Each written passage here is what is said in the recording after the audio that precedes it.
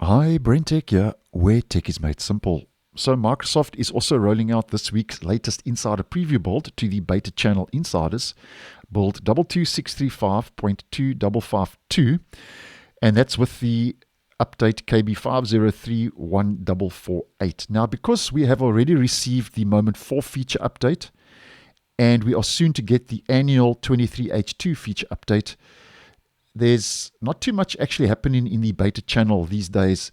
And for this week, there's actually quite a strong overlap between what's happening in the beta channel and also in the stable version.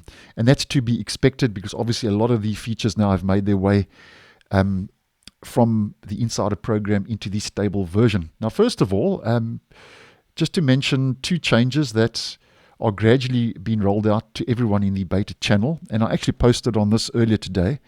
And if we head over to our settings system, you also get the new system components.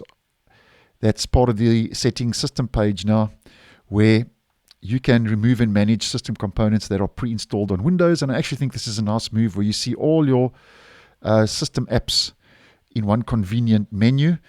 And if you want to get to your normal installed apps list, you can just click on that link, which takes you over to your installed apps. And something else that's also a change, Microsoft says that the Xbox Game Bar is now Game Bar under settings and so on. So I have posted on that as well previously.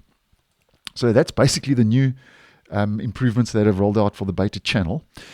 And if you do want to stick around, just to go through fixes for everyone that have rolled out this week in the beta channel and a very strong overlap as to what's happening in the stable version as mentioned. So first of all, the update adds a new customization and new customization options for Dynamic Lighting OEMs, that's original equipment manufacturers.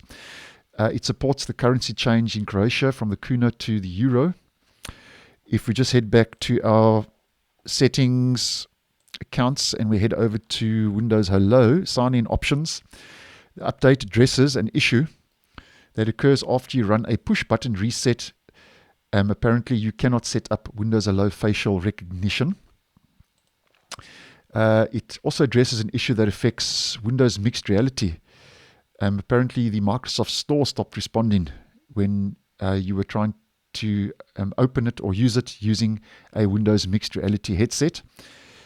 The update addresses an issue that affects the widgets notification badge on the taskbar. Apparently, it was in the wrong position on the taskbar. It addresses an issue that affects PowerShell versions greater than 7.3.1. It addresses an issue that affects the automatically hide the taskbar settings. So as many of you will know, if you right-click on your taskbar, head to taskbar settings, you are able to automatically hide the taskbar. So there's an issue with that has been addressed. It changes the English name of the former Republic of Turkey. There is a stop error that has been addressed, and a stop error is a blue screen of death, and any blue screen of death error that has been fixed is always a nice move and a good move. There's also two memory leaks that have been fixed. That also was the same with the stable channel.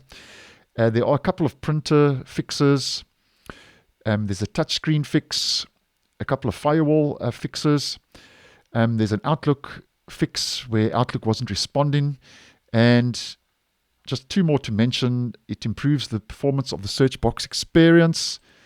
And last, there is a file explorer issue with Microsoft OneDrive that's been addressed, and also an explorer.exe crash. And your explorer.exe is your shell of your OS. So that's your start to taskbar, file explorer, and so on. So a couple of important fixes rolling out for the beta channel. There are a couple of others, but I just pulled a couple that I thought you may be the most interested in. So that's with the update KB50314448, build 22635.2552 that rolled out on the 26th to beta channel insiders. So thanks for watching, and I'll see you in the next one.